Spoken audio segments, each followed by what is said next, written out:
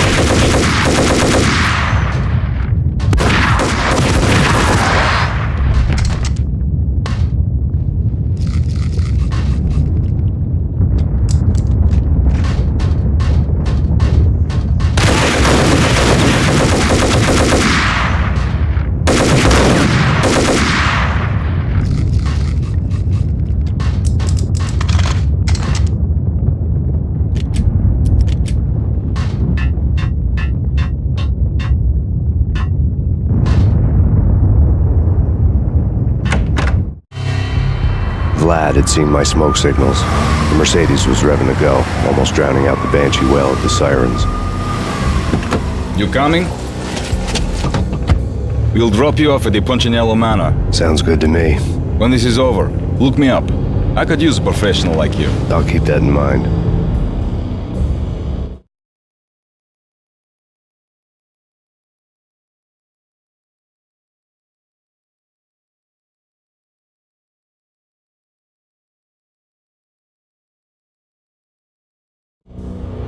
The night groaned with cold. The garden lights flickered nervously. In their light, the falling snow was dead white before the darkness ate it up. I had heard the stories. The trio were mad dogs. They'd have hung the heads of their enemies over the manor gates if the capo had only let them. Punchinello wanted Payne. He'd see the pain. The trick in my situation was that there was no trick, no matter what the movies tell you. No rules, no secret mantra, no roadmap. It wasn't about how smart or how good you were. It was chaos and luck, and anyone who thought different was a fool. All you could do was to hang on madly, as long and as hard as you could. Someone had graciously left the back door open for me and killed the guards. My money was on Mona. I knew the trio would be standing between me and Punchinello. I had read their rap sheets, thick as phone books. No one would be walking out of here alive. The numbing cold of the broken night had followed me in.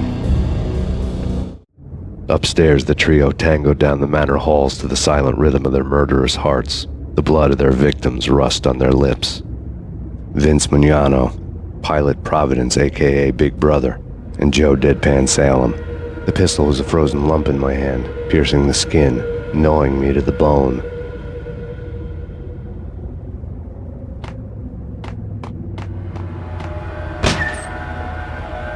In death, the thug had been promoted to messenger. Someone hadn't enjoyed the Don's hospitality. Someone with a flair for the dramatic. Someone who had let herself out of a locked cell and past a couple of armed guards. My thoughts were on Mona again. I could only hope she was a good enough gambler to walk away while she was still winning, before she'd run into the trio.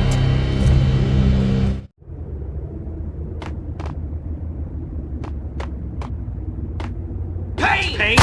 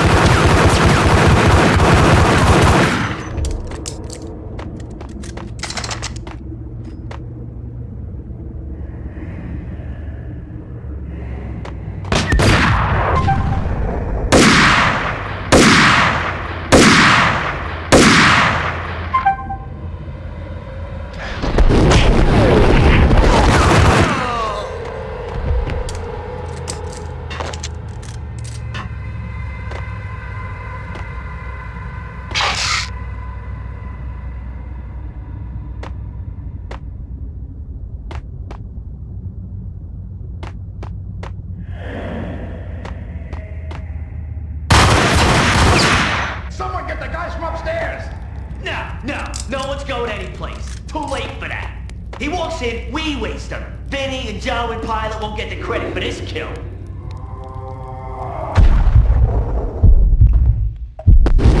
Hey,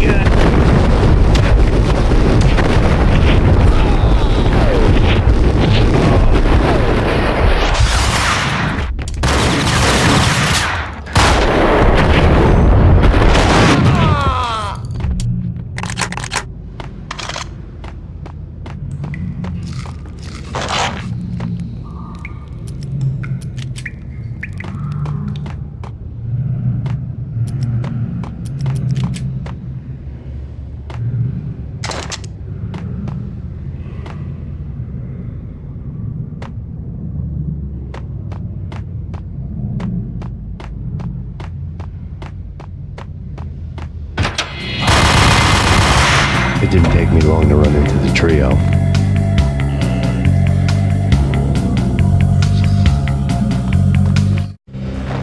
The word on Lisa Punchinello was that she was a bit of a witch. The tarot cards on the kitchen table fit the picture. They weren't my kind of cards, but I was willing to take a crack at the hand Mrs. Punchinello had dealt.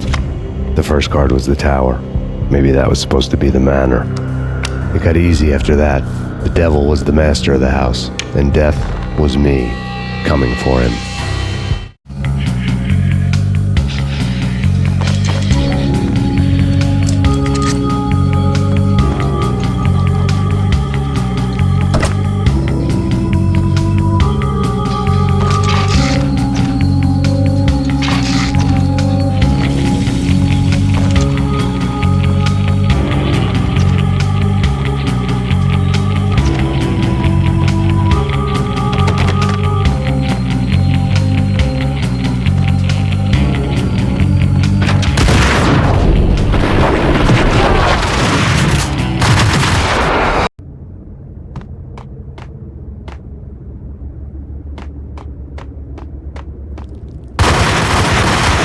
Someone get the guys from upstairs!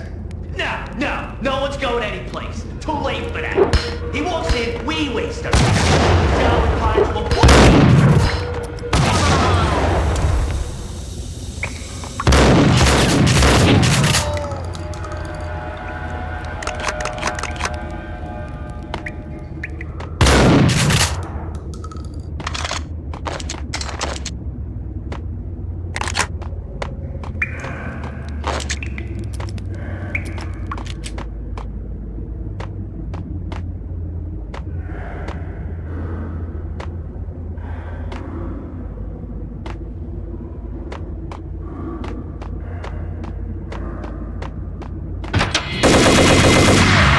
It didn't take me long to run into the trio.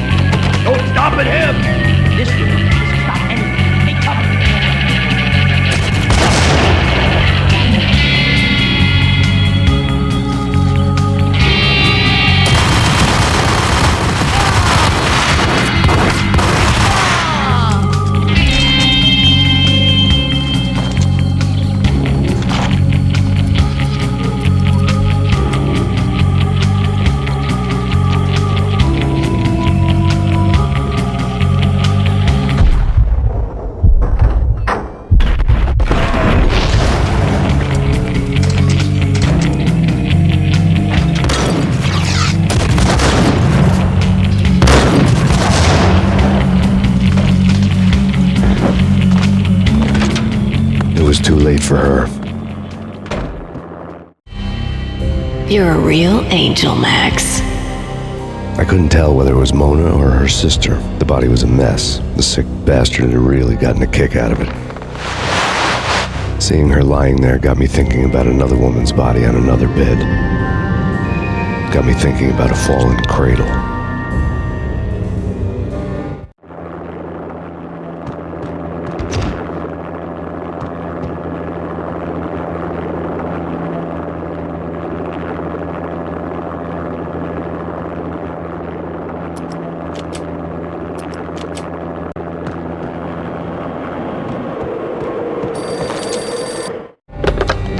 Max Payne. Talk to me. Alfred Woden. You've got company. An armed helicopter just landed on the manor grounds. You must hurry. The more the merrier.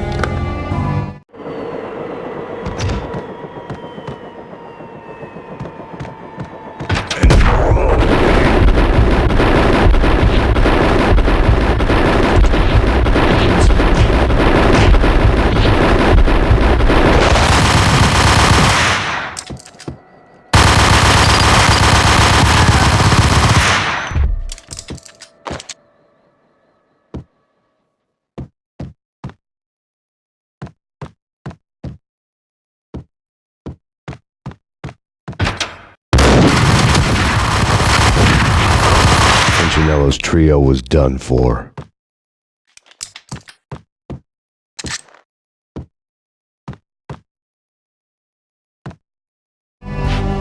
Outside my door. Hurry. He's coming for me. You gotta hurry. Please. I could hear Punchinello on the phone begging for help. He should have been saying his goodbyes. Punchinello was a pushover. The moment I stepped into the room, he folded like a deuce before a royal flush. No, wait. I was just doing what I was told. I couldn't refuse. She's someone high up. Government, maybe. I don't know. He was trying to buy more sand for his hourglass. I wasn't selling any. No, I told him nothing.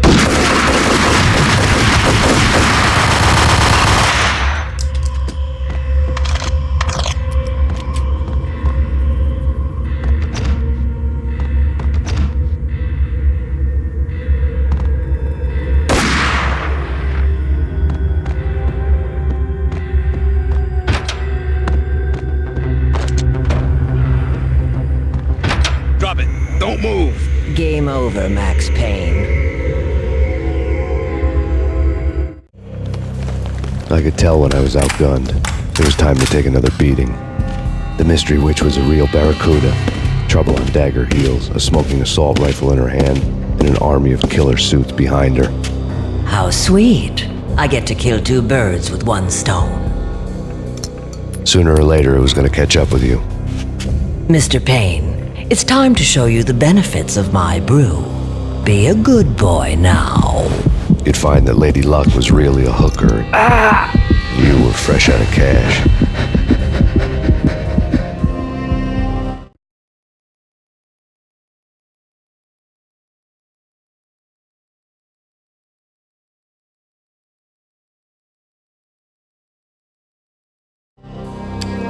Gentlemen, we're done here. Take me to Cold Steel.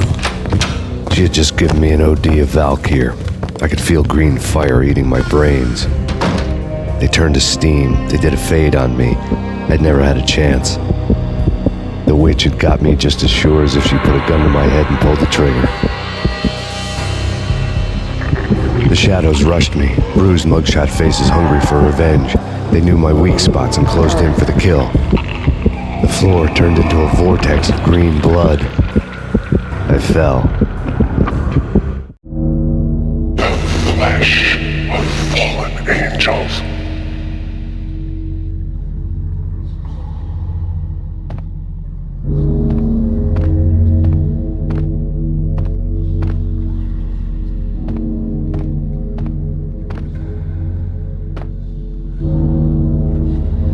Who's there? Max? Max, is that you?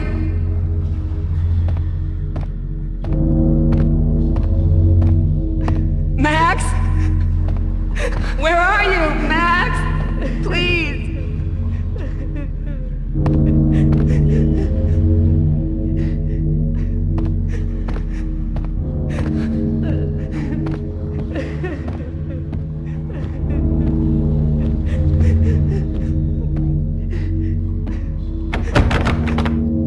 No, please, Max, no.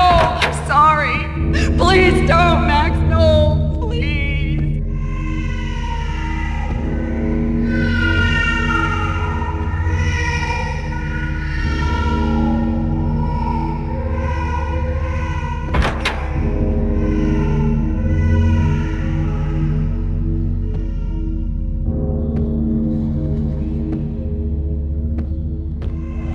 Max? Where are you, Max? Please. The letter was staring at me. There was something disturbingly familiar about the letter before me. The handwriting was all pretty curves. You're in a graphic novel. The truth split my skull open, a glaring green light washing the lies away. All of my past was just fragmented still shots, words hanging in the air like balloons. I was in a graphic novel. Funny as hell. It was the most horrible thing I could think of.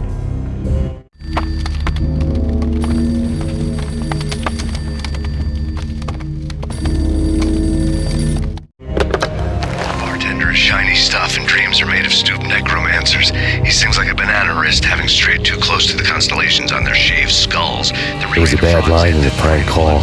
Someone spouting insane babble. I couldn't make sense of it. But I had an overwhelming sense of deja vu. The caller's voice sounded oddly familiar.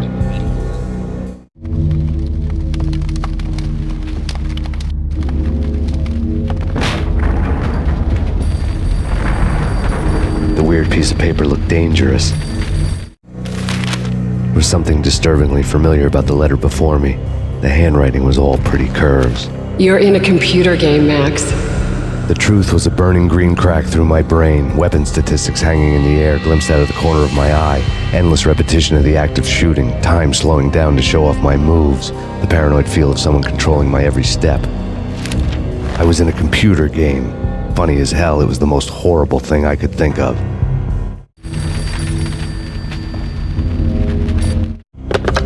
Don't lose it. It's Valkyre. The drug. Snap out of it. Try to remember. It was a bad line in a prank call, someone spouting insane babble. I couldn't make sense of it. But I had an overwhelming sense of deja vu, and the caller's voice sounded oddly familiar.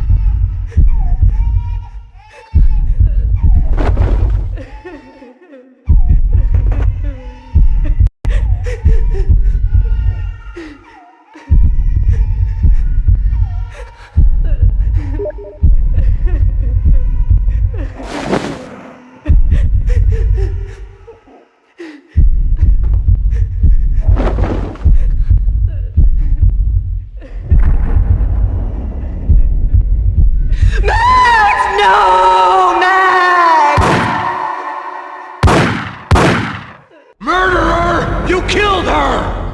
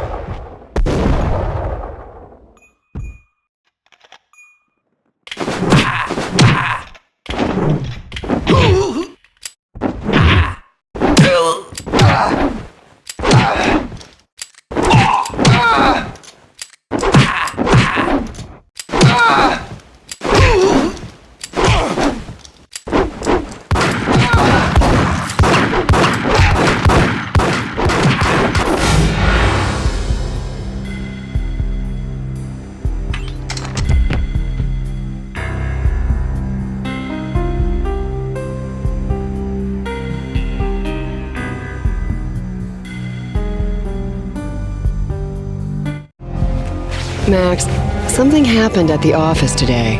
A strange memo. Something about Vikings. Honey, I gotta run. You can tell me all about it this evening. Have a nice day, darling. The bullet holes were rubies on her chest, blood glowing on her ivory skin. She was so beautiful. The killer was smiling. The flesh of fallen angels.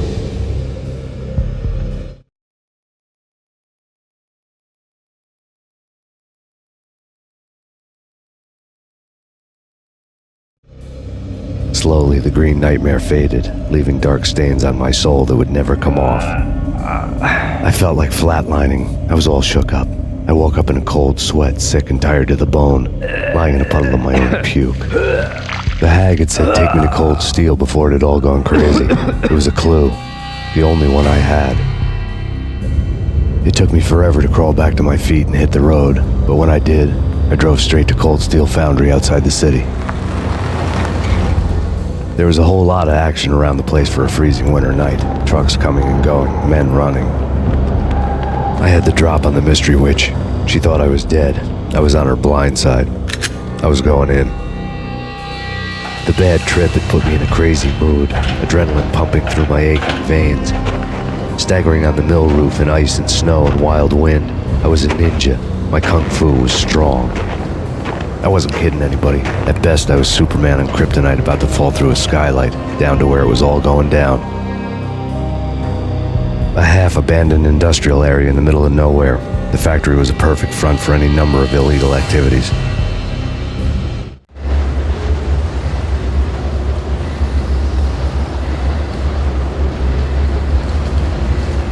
In the belly of the plant, molten metal boiled and bubbled like a witch's brew.